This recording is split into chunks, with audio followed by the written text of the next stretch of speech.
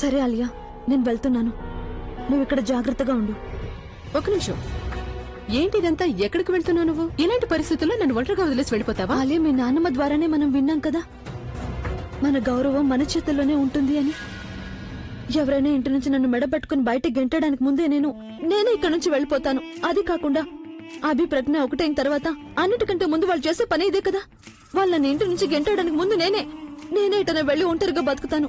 నువ్వు జాగ్రత్తగా ఉండాలియా. ఈ మేలో డ్రామా పూర్తయిపోయిందా లేదా? ఎంత ఓవర్ డ్రామాటిక్ గా ఉన్నావు తను. నువ్వు అన్నికి జ్ఞాపక శక్తి నిజంగానే తిరిగి వచ్చేసిందా ఏంటి? దానికి ఇంకా ఎలాంటి గ్యారెంటీ లేదు కదా. ఒకవేళ అదే నిజమైతే నానమ్మ ఇందు నానమ్మ ఇద్దరు కలిసి నీ బ్యాగ్ ప్యాక్ చేస్తూ ఉండేవారు. నీ బ్యాగ్ నువ్వే ప్యాక్ చేసుకోవాల్సిన అవసరం రాదు. మెడ పట్టుకుని నిన్ను బయటకు గెంటేసేవారు. నిన్నే కాదు, నన్ను కూడా బయటకు గెంటేసేవారు. కానీ అలా ఏం జరగలేదు కదా, అవునా? అంటే దీని అర్థం నేను ఎక్కడికి వెళ్ళకూడదు. నేను నా బట్టలన్నీ మళ్ళీ సర్దేనా? ఓ గాడ్, తను నువ్వెంత పెద్ద ముద్దువో తెలుసా? ఐ మీన్, ఏం చేయకూడదో అదే చేస్తూ ఉంటావు. ఏం చెయ్యాలో అది మాత్రం చెయ్యవు. తర్వాత ఏం చేయాలో అది ఆలోచించావా నువ్వు? ఏం జరుగుతుందో ఎలా తెలుసుకోవాలి ఇప్పుడు? అంటే దీనికోసం ఇప్పుడు మనం అభి దగ్గరికి వెళ్లాల్సి ఉంటుందా? ఓ గాడ్, నిన్ను తను నువ్వు వదిలేసి ఒక పంచి. నేను చేయాలని అది నేనే చేస్తాను. నువ్వు నా పక్కనుండి అంతే చాలు, సరేనా? పద.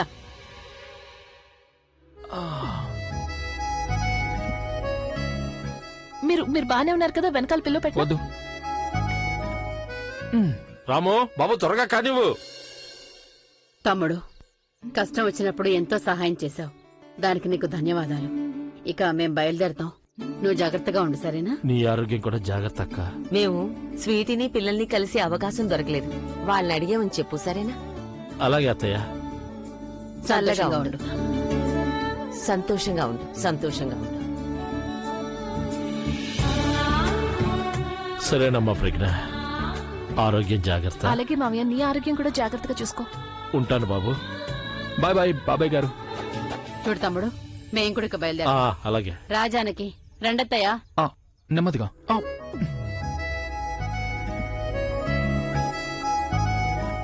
ఇంకొకసారి తల కొట్టుకోవాలి.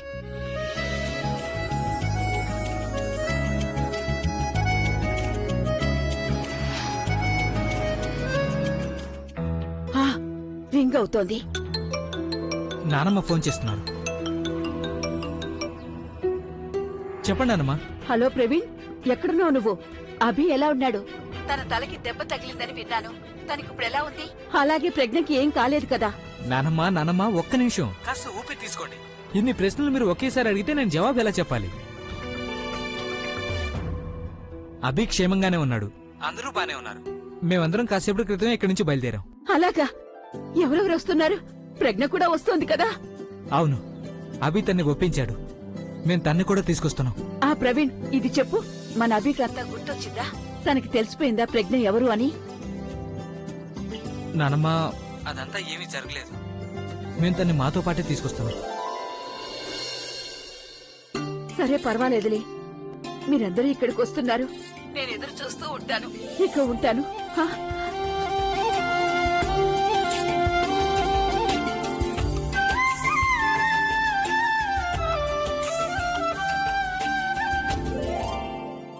ఇప్పుడు నువ్వు దేని గురించి ఇంతగా ఆలోచిస్తున్నావు చెప్పు?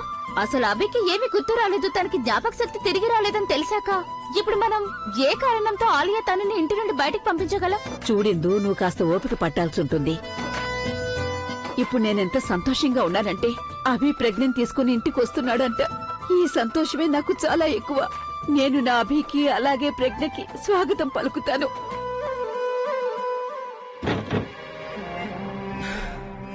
చూసావా, అనేక జ్ఞాపక శక్తి తిరిగి రాలేదు. నువ్వు భయపడింది చాలక నీతో పాటు నన్ను కూడా భయపెట్టావు. కానీ ఇప్పటికీ ఇంకా ఈ సమస్య తీర్పలేదు ఆలియా. అభి ప్రజ్ఞని తీసుకురావడానికి వెళ్ళాడు. ఒకవేళ తను వచ్చిందంటే మా ఇద్దరికి పెళ్లి ఎలా జరుగుతుంది?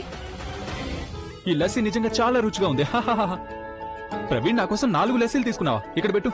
ఈ లస్సీ నీకోసం కాదు, ఇవన్నీ జానకి, సరళ ఆంటీ, అమ్మమ్మ గారు, ఇంకా నా కోసం. సరే, నీ లస్సీని కూడా నాకిచ్చే, నేను నా దగ్గర జాగ్రత్తగా పెట్టుకుంటాను. ఎందుకు? నువ్వు దీన్ని కూడా తాగేయడానికా? నీ ఫ్రెండ్ మీద నీకు ఆ మాత్రం నమ్మకం లేదా? సారీ బాస్, లస్సీలో ఫ్రెండ్ ఎనిమి ఎవరు లేరు.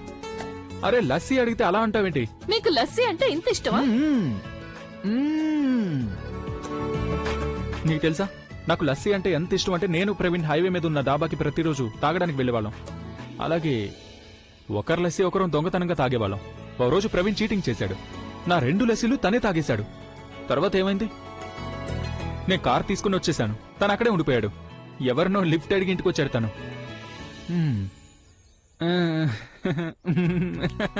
మీ ఫ్రెండ్ ని చూసి ఇలా నవ్వడం అస్సలు బాలేదు. నేను ప్రవీణ్ గురించి కాదు, నీకు లస్సీ వల్ల వచ్చిన మీసాలు చూసి నవ్వుతున్నాను నేను. మీసాలా? నిజానికి ఈ మీసాలు నీకు బాగా సూట్ అయ్యాయి. ఎక్కడ? ఇక్కడ? ఇంకా లెఫ్ట్ రైట్. లెఫ్టా? ఒక నిమిషం. ఇప్పుడు చూడు. ఎక్కడ? కళ్ళలో చూసి తుడుచుకో. నా కళ్ళలోకి చూడు. కళ్ళల్లోకా? అరే గూగల్స్ లోకి చూడు, గూగల్స్.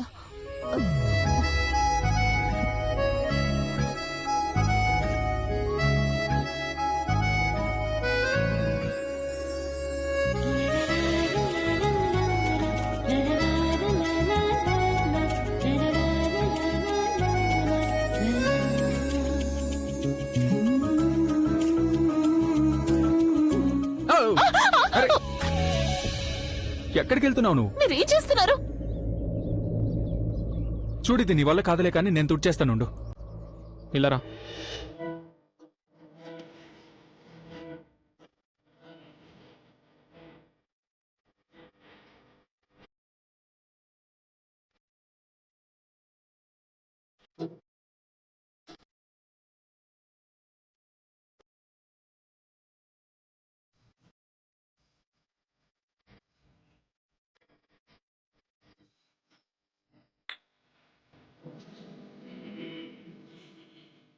సూపర్ లస్సీ. ఇప్పుడు మీ మీసాలు ఎలా ఉన్నాయంటే మీ మీసాలకి డై వేసుకోవడం మర్చిపోయినట్టుంది. ఓ ఇదా? ఇది style. Salt and pepper look. నీకు తెలుసా, ఇలా ఉంటే నేను ఇంకా హాట్, హ్యాపెనింగ్, హ్యాండ్సమ్, కూల్ ఇంకా చాలా అనిపిస్తుంటుంది. మీకు తెలుసా, అప్పుడప్పుడు మనల్ని పొగిడే అవకాశం మనం ఎదుటి వాళ్ళకి కూడా ఇవ్వాలి. ఎప్పుడు సెల్ఫ్ డబ్బా కొట్టుకోవడం బాగోదు. ఇక చాలు, తుడుచుకోండి. తుడు.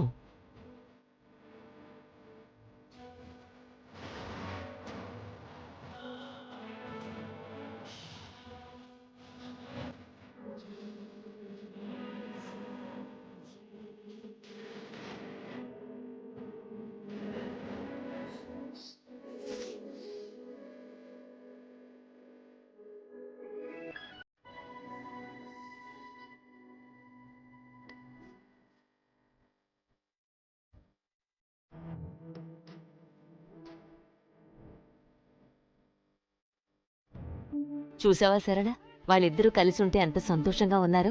కానీ వాళ్ళిద్దరినీ దూరం చేయాలని నువ్వు కోరుకున్నావు. వాళ్ళ తలరాత ఒకరితో ఒకరికి ముడిపడిపోయి ఉంది. ఒకరికొకరు ఎప్పుడూ దూరంగా ఉండలేరు. ఒకరు దూరంగా వెళ్తే మరొకరు వాళ్ళంతట వాళ్లే వెతుక్కుంటూ వచ్చేస్తారు. చూడు, మీరు చాలా సరిగ్గా చెప్పారు. నా వల్ల నిజంగానే పొరపాటు జరిగింది. నాకేమనిపించిందంటే, ఒకవేళ నేను ప్రజ్ఞను అభికి దూరం చేశానంటే బహుశా ప్రజ్ఞ తన కొత్త జీవితాన్ని ప్రారంభిస్తుందేమోనని. అభియే తన జీవితం అని నేను మర్చిపోయాను అత్తయ్య. తన జీవితం నుండి నేను ప్రజ్ఞని ఎలా దూరం చేయగలను? ఇక నేను ఎప్పుడు కూడా ఇలా చేయను అత్తయ్య. ఎవరైనా వాళ్ళని వేరు చేయడానికి ప్రయత్నం చేశారంటే కూడా నేను వాళ్ళని అలా చేయకుండా అడ్డుకుంటాను. ఇదిగో ఆంటీ గారు, మీ మీసాలు లేని కూతురు చూడండి. ఏం లేదమ్మా, నువ్వు ఆయన మాటలు పట్టించుకోకు. ఆయన ఏదో ఊరికే అంటున్నారు. ఇంతకీ లస్సీ ఎలా ఉంది? చాలా బాగుంది. ఎంత చెప్పండి. ప్రవీణ్, డబ్బులు నేను ఇస్తాను. పర్లేదు, నేను కానీ ఇస్తాను. నేను ఇంకో లస్సీ తాగుతానుగా. What is the hurry? Sir, don't take money from Sunny, take it from Honey. Okay, ఎంతైంది? అలాగే నాకు ఇంకొకటి కావాలి. మీరిద్దరూ ఒకరితో ఒకరు ఏమీ చెప్పుకోవడం లేదు, కానీ మీ ప్రేమ ఉంది చూడు, అన్నిటినీ చెప్పేస్తుంది. చాలా స్వార్థపరాలను అయిపోయాను నేను. నాకేమనిపించిందంటే, నేను అభికి దూరంగా తీసుకెళ్లిపోయానంటే అప్పుడు నువ్వు ఎక్కువ సంతోషంగా ఉండగలవని, ఒక కొత్త జీవితాన్ని ప్రారంభించగలవని. నేను ఇదే మర్చిపోయాను. అమ్మగా నేను నీకు జీవితాన్ని ఇచ్చాను, కానీ నీ జీవితం తనతో ముడిపడి ఉందని మర్చిపోయాను. కుంకుమ గురించి నేనే నీకు అన్ని రకాలుగా చెప్పాను, కానీ నేనే మర్చిపోయాను నీ జీవితంలో ఆ కుంకుమకు అసలు ఎంత విలువ ఉందో అని. నన్ను క్షమించమ్మా ప్రజ్ఞ. నిజంగానే నా వల్ల చాలా పెద్ద తప్పు జరిగింది. నేను నిన్ను చాలా పెద్ద సమస్యలో పడేశాను కదా. నేనసలు ఎలా చేయగలిగాను ప్రజ్ఞ? నిన్ను మీ అమ్మ అలాగే నీ భర్త మధ్యలో ఒకరిని ఎంచుకోమని చెప్పాను. ఎంత కష్టంగా ఉండుంటుంది నీకు. కానీ లేదు, ఇక ఇలాంటి తప్పు నేను ఎప్పటికీ చెయ్యను. నాకు తెలుసు తల్లి, నువ్వు తను లేకుండా ఎప్పటికీ ప్రాణాలతో ఉండలేవని. అందుకనే ప్రజ్ఞ, అభి నువ్వు మళ్ళీ దక్కించుకోవటానికి నువ్వు ఎలాంటి నిర్ణయం తీసుకున్నా సరే ఈసారి నేను నీకు తోడుగా ఉంటాను. ఉం? నువ్వు సంతోషంగా ఉండు. ఓహో ఆంటీ, నా గురించి మీ అమ్మాయి ఏం చెప్తుంది? తను నాకేమీ చెప్పడం లేదు. నిజానికి నేనే మీ గురించి మాట్లాడుతున్నాను. నేను అన్నాను చూసామా, మీ బాస్ ఎంత తెలివైన వాడంటే చూడు, తన సెక్రటరీని ఎంత తొందరగా పనిలోకి తీసుకెళ్తున్నాడంటే తన చేత ఇంత పని చేయించుకొని చాలా తక్కువ డబ్బులు ఇస్తాడు. ఏంటంటే మీరు కూడా, నీకు తెలుసా మీ మామ్ నీకంటే చాలా తెలివైన వారు. ఆవిడ నా మనసులో మాట చెప్పేశారు. నేనేమనుకున్నానంటే మిమ్మల్ని నేను నా అడ్వైజర్ గా ఎప్పటికీ నాతో పాటే పెట్టుకోవాలని. ఆ, కాంట్రాక్ట్ సైన్ చేస్తారా మీరు? చేస్తాను. మీరేం భయపడకండి, 2 కోట్ల క్లాసులు ఏం పెట్టండి మీకోసం. అలా ఉన్నా నాకేం అభ్యంతరం లేదు బాబు. పదండి రామప్రజ్ఞ.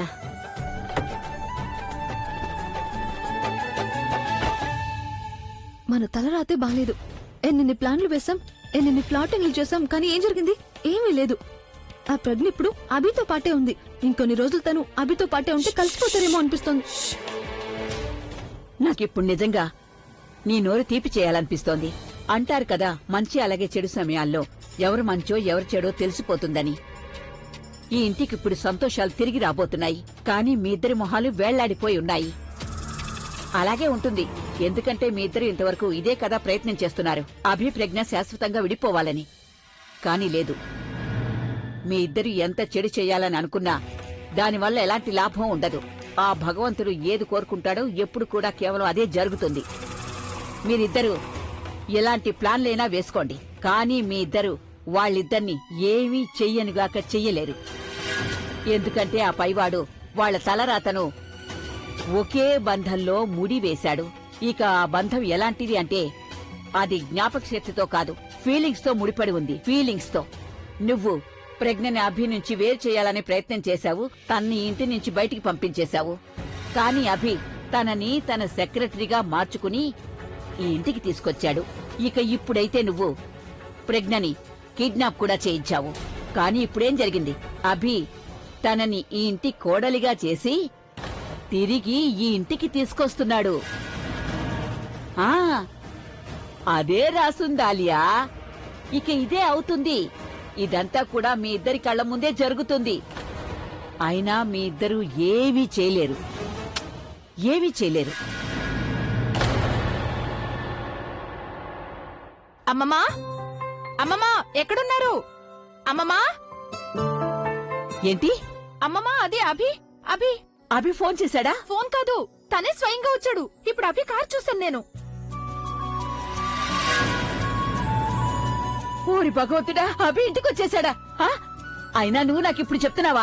ఇందు, అసలు నువ్వెక్కడున్నావు ఇందు? త్వరగా త్వరగా కిందికి రా. వాళ్ళందరూ వచ్చేసారు, వాళ్ళకి స్వాగతం జాగ్రత్త కదా. అమ్మమ్మా, ఇందు, అమ్మమ్మ నెమ్మదిగా, జాగ్రత్త. పదండి వెళ్దాం, రండి. ఇందు, ఇందు, ఎక్కడ ఎక్కడ వాళ్ళు? త్వరగా ఎక్కడున్నా నువ్వు? వస్తున్నా వస్తున్నా. ఇదిగో ఇదిగో ఇదిగో తీసుకో. ఆగండి, ఒక్క నిమిషం ఆగండి, ఆగండి.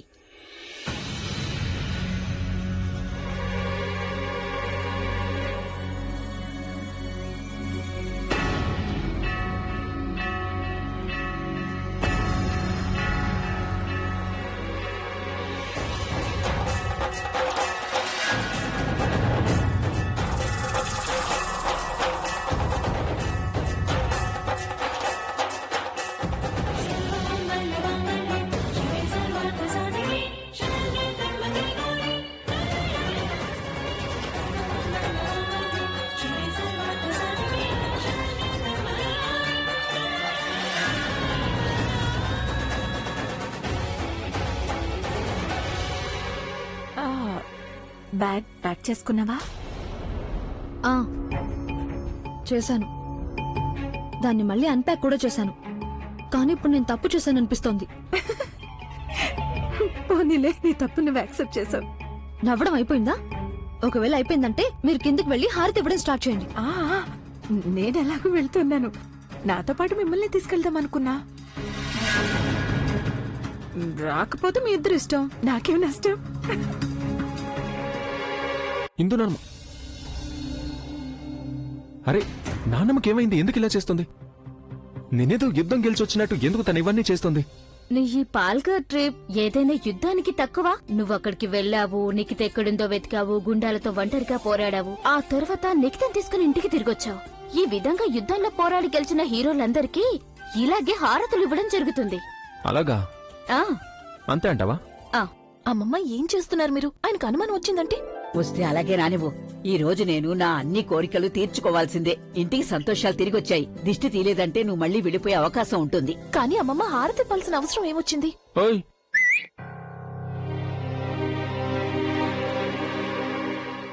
ఎందుకు వద్దంటున్నావు? ఈ రోజు వరకు నేనే నానమ్మ మాట కాదనలేదు, నువ్వెందుకు కాదంటున్నావు? నానమ్మ నీకేం చేయాలనుకుంటా చెయ్యి. ఆ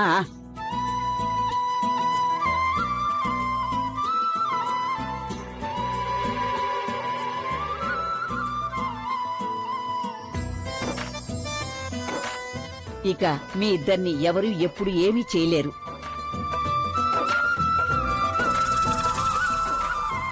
మీ ఇద్దరు ఇదే విధంగా ఎప్పటికీ కలిసి ఉంటారు.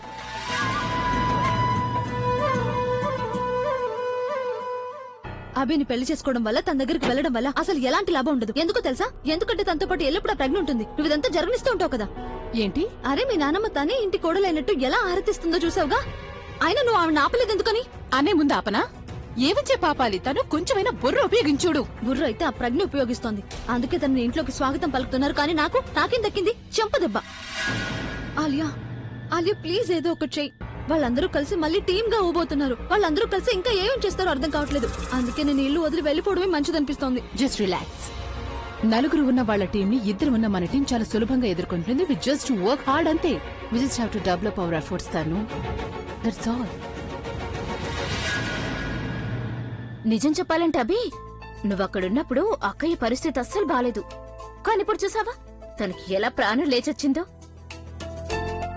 నేను మరో 20 ఏళ్ళు వెనక్కి వెళ్ళను అని చెప్తుంది. అందులో తప్పే ఉంది. ఇప్పుడు నా మనోడు నాకు ప్రాణం కాబట్టి నాకు వయసు అంతకంతా పెరుగుతూనే ఉంటుంది కదా. ఆ తర్వాత తన వయసంతా నాకు ట్రాన్స్ఫర్ చేస్తుంది. భగవంతుడా నా ఆయుష్ కూడా నీకే పోయాలని ఆశీర్వదిస్తుంది.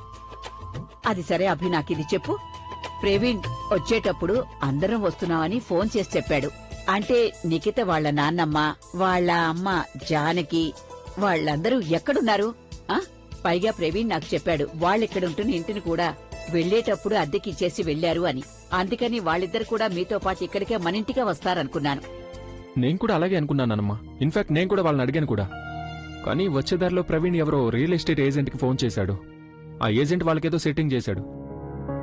వాళ్ళకి వాళ్ళ ఇల్లు తిరిగి దక్కింది. అక్కడికి ఎవరైతే అద్దెకు రావాలనుకుంటున్నారో వాళ్ళని ఇంకెక్కడికో షిఫ్ట్ చేశారు. అంటే వాళ్ళు మళ్ళీ వాళ్ళింటికే తిరిగి వెళ్లిపోయారా? నాకు ఇలాగే అనిపించింది అభి. పైగా నేను అక్కయ్య కూడా ఇదే చెప్పాను. సరళ ఈ ఇంట్లో ఉండడం కాదు కదా, కనీసం మంచినీళ్లు కూడా ముట్టుకోదు.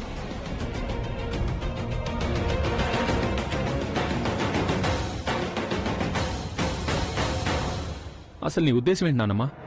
వాళ్ళ ఇంటి మంచినీళ్లు కూడా తాగరంటే? అయినా ఎందుకు తాగరు నానమ్మా? అది అభి ఇందు అన్నదానికి అర్థం ఏంటంటే, అది ఎక్కడైతే వాళ్ళ అమ్మాయి పనిచేస్తూ ఉంటుందో కొంతమంది అక్కడ నీళ్లు కూడా తాగకుండా ఉంటారు అంతే, వాళ్ళ బాస్ ఇళ్లల్లో. అసలు ఇదెక్కడ రూల్ నానమ్మా? అదేంటంటే బాబు, వీళ్ళు చాలా మంచి కుటుంబం, అలాగే సంస్కారం ఉన్న కుటుంబం కదా. ఇలాంటివన్నీ వీళ్ళు నమ్ముతూ ఉంటారు. అంటే కూతురి అత్తవారింట్లో ఎవరు మంచినీళ్లు కూడా తాగకుండా ఉంటారు, తెలుసు కదా నీకు. అదే విధంగా వీళ్ళు కాస్త ఎక్కువ ఆచారం ఉన్నవాళ్లేమో. కూతురు ఎక్కడైతే ఉద్యోగం చేస్తుంటుందో అక్కడ వాళ్ళ బాస్ ఇంట్లో నీళ్లు ముట్టుకోరన్నమాట. ఇలా కూడా ఉంటారు.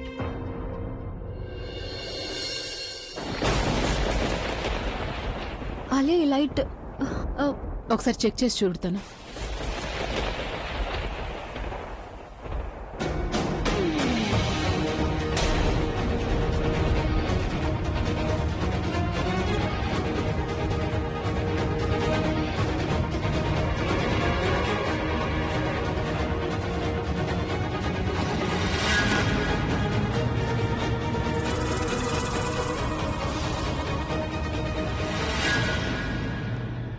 మీరిద్దరూ నాకు స్వాగతం పలకడానికి రాలేదు. స్వాగతం పలకలేదు, కనీసం బయటకొచ్చి పలకరించాలి కదా. మీరిలాగే మొహాలు పెట్టుకొని కూర్చున్నారంటే అప్పుడు ఆయనకి అనుమానం వస్తుంది, ఈ ఇంట్లో రాబోయే రోజుల్లో ఏం జరగబోతోంది అని. ఏవైంది, కంగారు పడ్డావా? ఆలియా, నువ్వు నాతో అన్నావు కదా, అది మీ అన్నయ్య మెమరీ లాస్ నా జీవితంలో అతిపెద్ద లాస్ అవుతుందని, నీ జీవితంలో అతిపెద్ద ప్రాఫిట్ అవుతుంది అని. ఇందులో అసలు ఎలాంటి అనుమానమూ లేదు. నువ్వు మీ అన్నయ్య జ్ఞాపక శక్తి పోయినందుకు చాలా లాభం పొందావు. కానీ నువ్వు ఒక ఇంపార్టెంట్ విషయాన్ని మర్చిపోతున్నావు. మా ఇద్దరి మధ్య ఉన్న బంధం మైండ్తో ముడిపడలేదు, మనసుతో ముడిపడింది. అందుకని నువ్వు మమ్మల్ని వేరు చేయడం కోసం ఎన్ని అవకాశాలైనా తీసుకో. మా ఇద్దరి మధ్య దూరం పెంచడం కోసం ఎన్ని ప్రయత్నాలన్నా చెయ్యి. కానీ మా మనసుల మధ్య దూరాలు పెంచడం మాత్రం నీ వల్ల కాదు ఆలియా. ఆయన ఇప్పుడే కాదు, ఎప్పటికీ నా భర్తగానే ఉంటారు. నిజమే, మేమిద్దరం కలిసి ఉండడం లేదు, కానీ తోడుగా ఉండడం కోసం ఇద్దరం కలిసి ఉండాల్సిన అవసరం ఏమాత్రం ఉండదు. మనసులో ప్రేముందంటే బంధాలు వాటికవే ముడిపడతాయి.